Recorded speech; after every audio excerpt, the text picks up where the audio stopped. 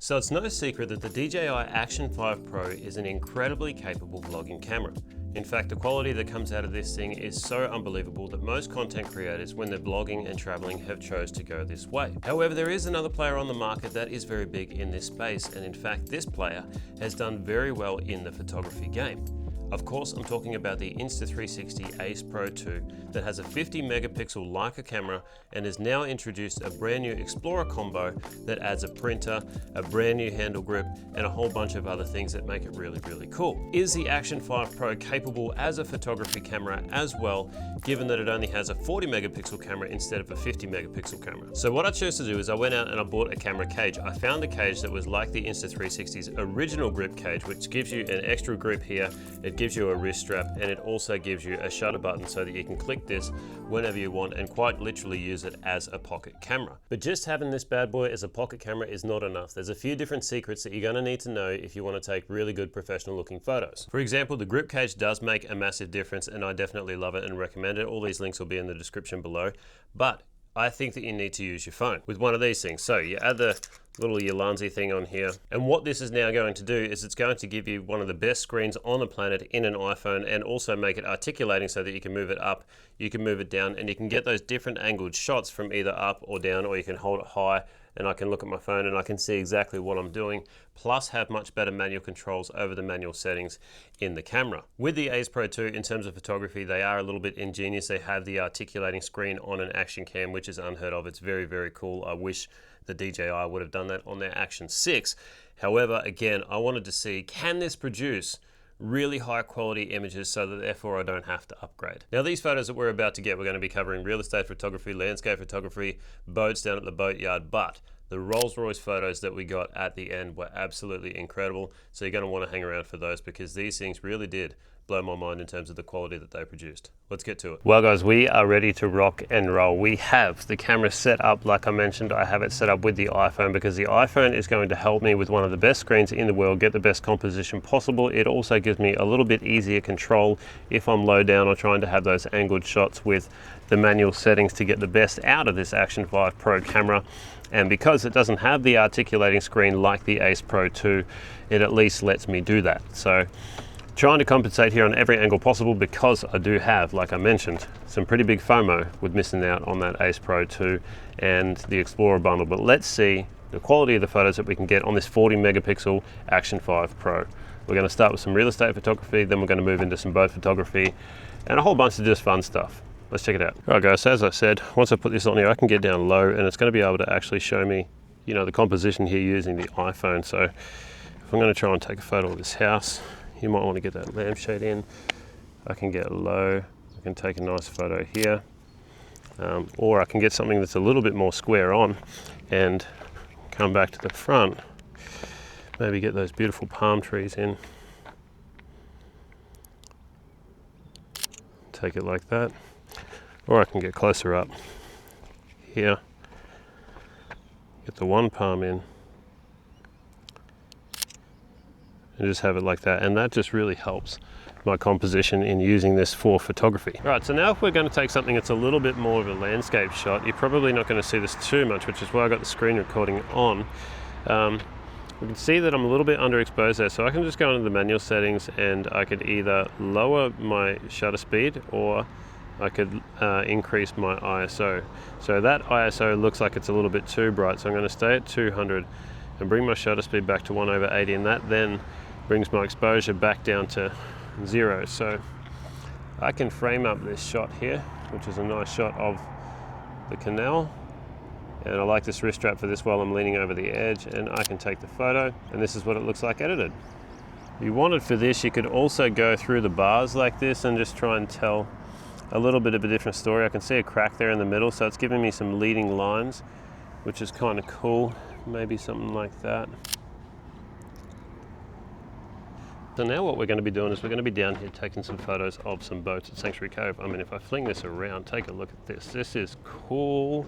And this is where the wide angle lens is going to come into it, because you can see they're quite tight and close together. So let's set you guys up.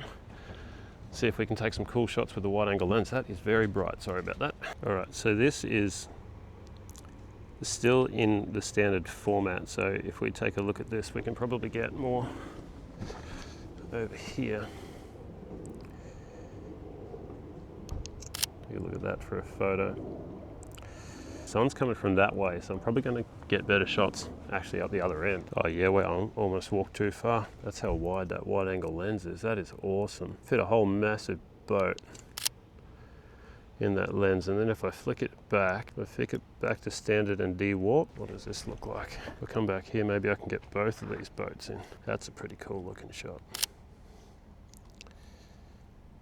All right, so super cool, but what I want to do is I want to get some wide shots with some open water. Just give me a bit more landscape and real estate to work with here and see how these come out, because so far, I mean, you guys have probably seen the edits before I have in terms of I'm going to be editing them after this, but they look really good.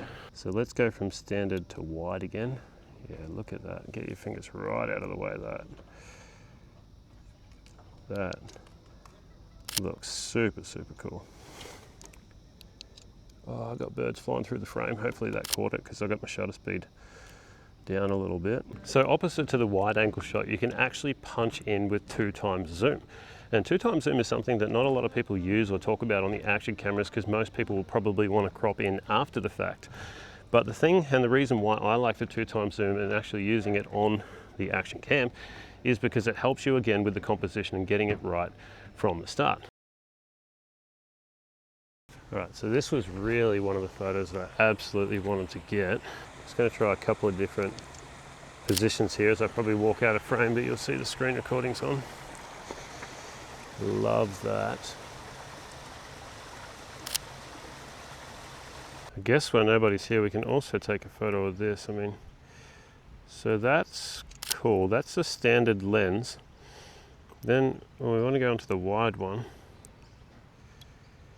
you really do get a lot more real estate. And dial this ISO back to get a really cool shot. And that's what I was talking about using the de-warping or the warping in the wide to actually fit your photo, because this lagoon runs in a circular motion, which actually really does suit a photo that's got a bit more warping. I can walk back here, go a little bit higher, and I can really make this look cool by using that warping functionality. I could even do it like that. That would be cool too.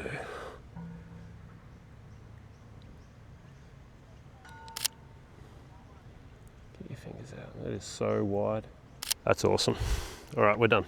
At the risk of looking like a little bit of a dill here, because I haven't seen the photos yet or edited them, the art of taking a good photo isn't necessarily down to the camera. The camera obviously helps. The quality, the image quality, and what you can do with it is definitely going to help.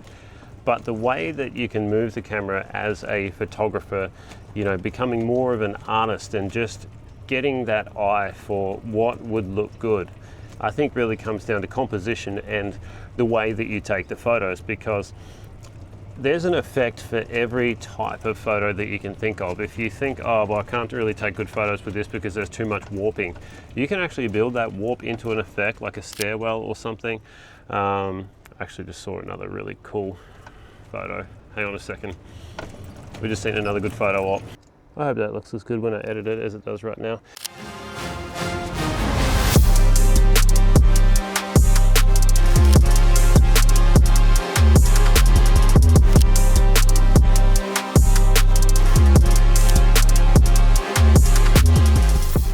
I mean, so how good was that, guys? Like, I went out there and I was a little bit bummed, I guess, that I didn't have, and it's total FOMO. I didn't have all the Ace Pro 2 gear. It looks sensational. I'm jealous that I don't have it.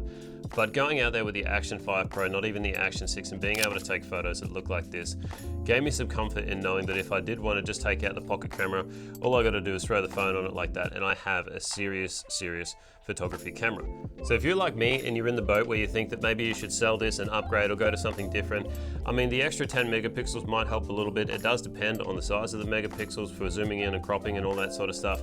But really, I now have some comfort that I don't actually have to upgrade, that this is going to do the job more than well enough. I can have the 4x3 photos, which I like because it gives me more room top and bottom, and I can crop and move the photos around and recompose it if I need to.